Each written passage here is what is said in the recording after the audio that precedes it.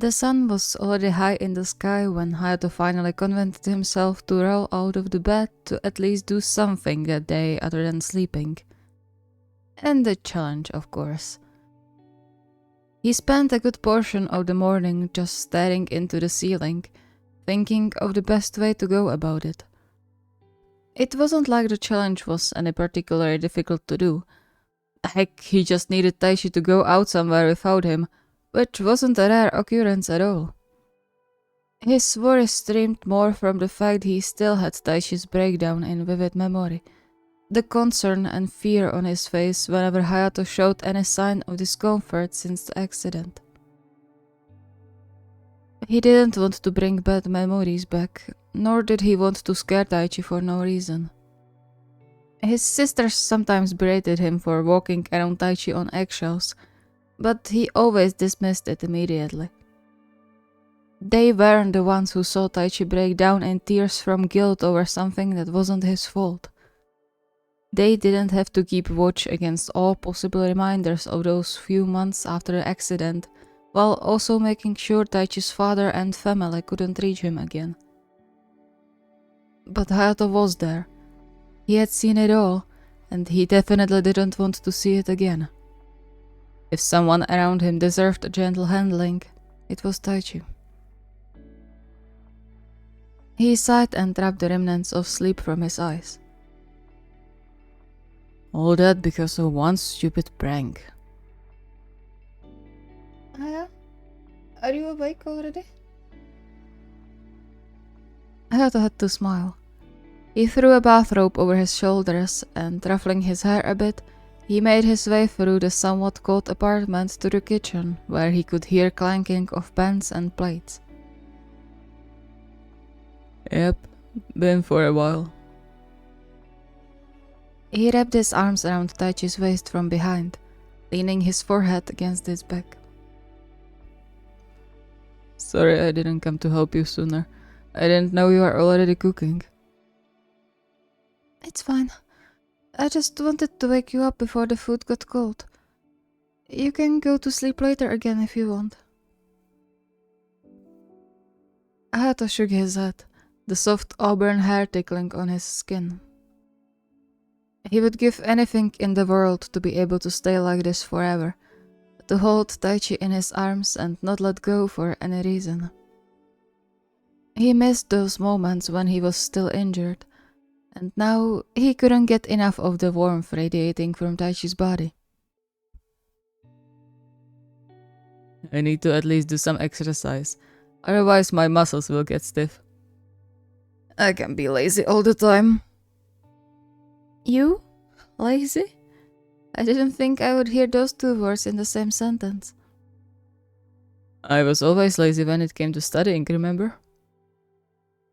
Well, yeah, but I meant more in terms of physical activities.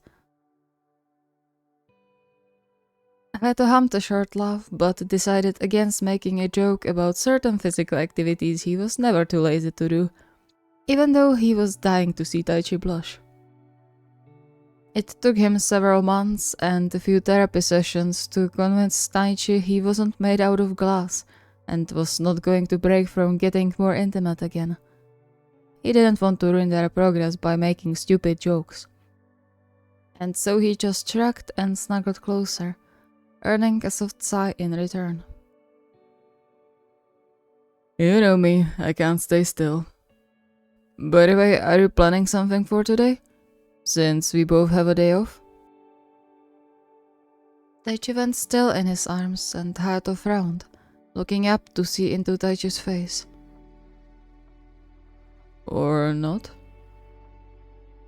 I forgot to tell you. My boss called yesterday that they need me at the bar today because there will be some event taking place and we have to prepare everything. I'm sorry, it completely slipped my mind. I would tell you otherwise. Hayato raised his eyebrows, not buying a single word. He knew Taichi for long enough to know he would never forget stuff like this. Ever. Taichi, truth. Taichi looked like he wanted to protest for a moment, perhaps defend his statement, but then just sighed and squeezed his eyes shut before showing Hayato his forearm and the dark bruises blooming on his skin. It got worse this week. I need to stop at the doctor to get more clotting factors. Hayato's chest constricted, as it always did when he was reminded of Taichi's hemophilia. But under that, a sour feeling of betrayal bubbled in his core. Tai, you promised to tell me if it gets worse. You promised. I know, I'm sorry. I don't need you to be sorry, I need to tell me when something is wrong. I'll be worried either way, but at least I would know what's going on. Oh yeah. He clenched his jaw and gently headbutted Taichi's back, tightening his embrace. Don't hire me now, I'm upset. I told you I'll help you with everything you need, but I can't when you keep it from me. A heavy sigh escaped Taichi's throat. I know, I'm sorry. It's just... I'm not used to sharing this with anyone outside my family. Oh, right. He should have known better than to be naive enough to think of himself as Taichi's family. They weren't even married yet. Of course Taichi wouldn't think like that. Why would he? The dejection had to be noticeable in his posture, as in the very next moment, Taichi dropped everything he had in his hands and turned in the embrace to face him, taking his face in his palms. But you are my family now. I swear I'll get better at sharing this with you. I don't want you to be worried or upset. And I'm grateful I have you by my side. He leaned his forehead against Hayato's, taking a shallow breath. You have no idea how much it means to me. Hayato relaxed then and closed his fingers around Taichi's wrists, rubbing gentle circles into his skin. I'm just doing what a good fiancé should. I want you to be alright, or as much as you can with your condition. So please don't keep this to yourself. I'm begging you. I won't, I promise. Good. But don't go alone today. I can come with you. Aya, that's not necessary. It's nothing new or scary for me. I know, but I want to be with you. I need to learn as much as possible to be ready in case something goes wrong. Please take me with you. Taichi paused for a split second, but then smiled and returned the hug. Alright.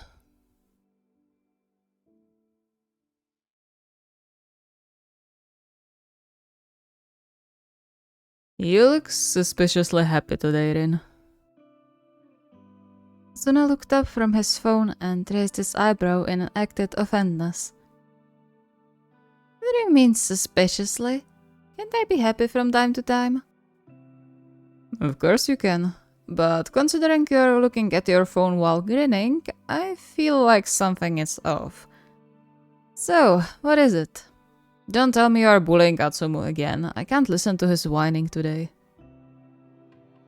Why would I bully your brother? He's capable of embarrassing himself without my help any moment he comes in front of the cameras. I'm just happy my plan is working. Osamu sighed, rolling his eyes in the familiar loving exasperation, and put the tray with breakfast in the middle of the table. I'm not even going to ask. Now eat before it gets cold. That was something no one had to tell Suna twice. He locked the phone even though he was just following quite an interesting exchange between Futakuchi and Koganagawa, and rushed to the table. Thank you for the food. He still occasionally checked his phone for new messages though, waiting for one in particular. He hoped the challenge would help Washio and Konoha deal with the obvious elephant in the room, not make it worse. He liked both of them, though he would never admit it out loud, and hated seeing them unhappy in their relationship. Especially Washio. It was such a strange image to see his usually so collected and inexpressive teammate on the edge because of whatever was going on between him and Konoha. It was after he listened to Washio's side of the story he decided to go on with the challenge. However, Konoha's note about not knowing the whole story made him slightly nervous. At least they have an icebreaker for the start. Then they can talk it out properly. Rin, are you listening? He snapped out of his thoughts and glanced up, finding Osamu looking at him with a tilted head. Yeah, sorry. I was just thinking about something. That must be hell of a thing to think about if it takes you away from my food. Yeah, well, I'm a bit worried about Washio. Osamu's face turned serious again. Oh, this thing. He leaned over the table to squeeze Suna's hand, giving him a reassuring smile. It'll be fine, you will see. They just have to talk about it. But I'm glad you care this much. Of course I do. I care about my friends, mind you. I know. But try not to worry too much, They'll be fine. Humming quietly, Suna then entwined their fingers together, Osamu's words chasing away the clouds gathering on his mind. He was right after all. He couldn't do much but wait for the result and hope for the best. Besides, he had his own challenge to worry about. Not that it was going to be difficult to do, he just needed to wait for a few more minutes. Hopefully. I would hate to console Washio if they break up. But you would still do it. Of course. I'm a good friend after all. Are you really, if you have to say it? You know, the king that has to say he's a king and all that stuff. Suna decided to ignore that remark, much to Osamu's amusement, and then shifted his focus to the plate and delicious food displayed in front of them while enjoying Osamu's presence before he had to head to the shop. They chatted off about some of the recent developments in the league and supplies prices until Osamu checked the clock and quickly swallowed the last bite before getting up. Going already? Yeah, we have a delivery scheduled for today, so I have to be there on time. Suna whined quietly, making his best puppy eyes at his boyfriend. Do you have to? Yes, I have to. But I'll say hello to Kita-san for you. He'll be calling about the rice. Still pouting, Suna watched Osamu pack his bag, waiting for the right moment. He got up just as Osamu was about to head out of the door and wrapped his arms around his middle, burying his face into his shoulder. Don't go yet. Are you okay? Did something happen? No, I miss you. He felt Osamu chuckle before a large hand made its way to his head to pet his hair. I'm still here. But you'll leave now. I'll miss you. Oh, Rin. He turned in the embrace to face Suna, who tried to hide his face again, feeling his cheeks warming up. No matter how many challenges he did, seeing Osamu's face this soft always made his heart melt. I'll come home soon, I promise. Or you can come to the shop after your exercise, I don't mind. Can I? Sure. Rejoicing over the result of the challenge he didn't even expect, Suna hummed contentedly when Osamu brought their lips together, a squeal escaping his mouth when his boyfriend pinched his side playfully. He then leaned in for a second kiss before nudging Osamu towards the hallway. Go before you'll really be late. I thought you are missing me. I am, but I know I will see you soon again. And also the delivery guy will be pissed if you don't come on time. Osamu chuckled. True. See you in a few hours then. Don't get too tired. I think I'll need some help around the shop. So you just want another worker, that's what you want to say. Osamu just shrugged and, giving Suna one last smirk, he closed the door behind him. Unbelievable.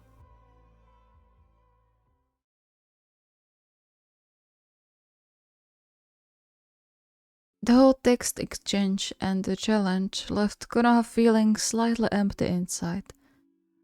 Well, perhaps not the challenge itself, but rather the reason behind Suna suggesting it in the first place. He knew he should have kept his mouth shut in front of Washio about the whole thing, but he couldn't help himself anymore. And when he started talking, he couldn't stop. Despite the fact that he was telling the truth when he told Suna he didn't know the whole story, he felt like the blame should be on him. Or at least the bigger portion. He hated that his words apparently upset his boyfriend. No, not just upset. Hurt. He's dating my teammate. For now. For now. Damn this all. He slumped on the couch and tried to rub exhaustion of the day from his eyes. He was tired after a full day of work and he had no idea where Washio was. He just knew he had to wait for him, otherwise they would be going to bed upset. He didn't want that. Well, I guess it can still happen. Who knows if he will want to listen to me at all. He didn't even tell me he's going out or when he comes back. He sighed, his eyelids and head heavy. He should have known mentioning his problem with Washio's lack of romantic gestures and showing affection was going to just bring more trouble. He should have stayed quiet and enjoyed that he got to share his life with Washio at all, not grumble about unimportant things. It wasn't like he didn't know Washio loved him, so why did he mind the lack of any reassurance so much? Sighing again, he let out a soft groan muffled by his palms. Why can't I ever keep quiet about stuff? He leaned back on the couch, inwardly counting seconds until Washio's return. He thought of turning on the TV to have at least something to do until then, but he couldn't find the strength to move anymore, not even to reach for the remote. The piled-up exhaustion settled heavily in his bones, his whole body feeling like lead.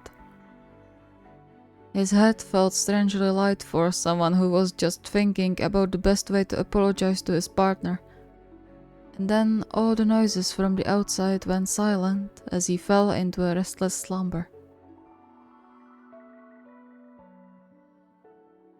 He woke up with a startle as something heavy fell on the floor somewhere in the house. He sat up and looked around, confused why the room was so bright and how he got so tucked into the sheets. Wait. He clutched the edge of the blanket in his hand as his mind slowly caught up with the fact he somehow got into their bedroom and in bed, changed into his sleepwear, and that it was apparently morning already. How did I get here? The sheets on Washio's part of the bed were already made, but even a light touch told him there was still some residual heat, meaning he didn't sleep alone at night, which, given the situation, worked miracles on his mind. It meant his boyfriend wasn't that angry to sleep elsewhere or leave him sleeping on the couch. That was good. He carefully rolled out of the sheets and headed to the living room to search for the source of the sound that woke him up, the tapping of his bare feet echoing through the hallway. His heart sank a bit when he spotted Washio moving around the kitchen, already dressed to go outside despite not having a practice that day, his sports bag prepared by the table. He bit his lip, his throat suddenly tightened. Tatsu? His voice came out much weaker than he intended, but it was apparently loud enough to get his partner's attention as the other man turned around immediately, giving him a short nod. Good morning. Konoha's heart sank even deeper into his stomach. Morning.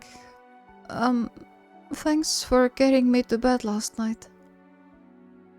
I didn't want you to hurt your back. Yeah, I guess it would hurt being there the whole night. Clearing his throat, he took a hesitant step closer. I thought you don't have practice today. Where are you heading? Gym. I'll be back in 3 hours.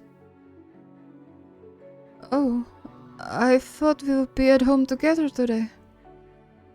We will, after I come back. You don't even want to spend the morning here anymore. Are you upset with me? Washio stopped mid-movement, a confused crease appearing on his forehead as his brows knitted together. I'm not. Why would I be upset with you? Because of what I said 2 days ago. Suna said you were upset. Washio's face softened.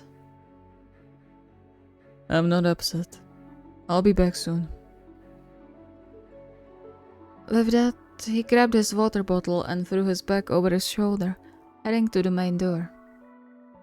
Konoha was moving before he could even start to think about it, despair fueling his actions.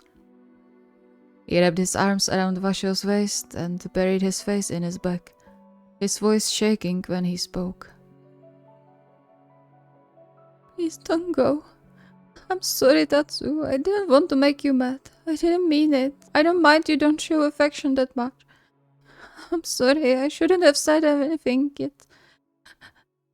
I'm sorry. Please don't leave. A large hand covered his, before Washio turned in his arms and cradled his face in his palms, caressing his cheeks. I'm not mad at you. But you... I never was. I admit I was sad for some time that you would need my reassurance that I love you. But then I realized I should be upset with myself for making you feel like this. I wanted to bring you something on the way back, but I suppose I'll do better by staying home with you instead to make sure you feel loved again. Konoha's mind blanked for a moment, the words rolling around in his head before they stuck. He then lowered his eyes, unable to hold Washio's gaze any longer. It's not like I don't know you love me. Sometimes I just can't stop thinking about how every couple I know are so lovey-dovey all the time, and it always makes me jealous and worried that maybe... I know I'm being difficult. I'm sorry, it's not your job to reassure me all the time. It is. I'm your boyfriend. I'm supposed to make you feel loved. Because you are. I love you. Heat prickled in Konoha's cheeks. He yelped when Washio pulled him to his chest and then melted in the tight, warm hug. His knees went weak, barely holding him upright with the help of Washio's strong arms, the stinging behind his eyelids intensifying. I will do better with showing my affection in the future, I promise. Konoha sniffed and instinctively snuggled closer to Washio's chest, clenching his jaw against the pressure building behind his eyes. You don't have to if you aren't comfortable with it. It's fine. I shouldn't be so demanding. How is wanting reassurance from your partner demanding? He pressed a light kiss to Konoha's hair. I'm happy you are with me, that I can call you my boyfriend. And I will show it more in the future so you won't get insecure again. Konoha squeezed his eyes shut and nodded, clutching the back of Washo's t-shirt in his fists. It was all a bit too much for him for one morning, but he wasn't going to complain as long as he knew there wasn't any bad blood between them. That they were fine again. Alright. I love you too. I'm more than aware. Let's have breakfast together, what do you say? I would love that.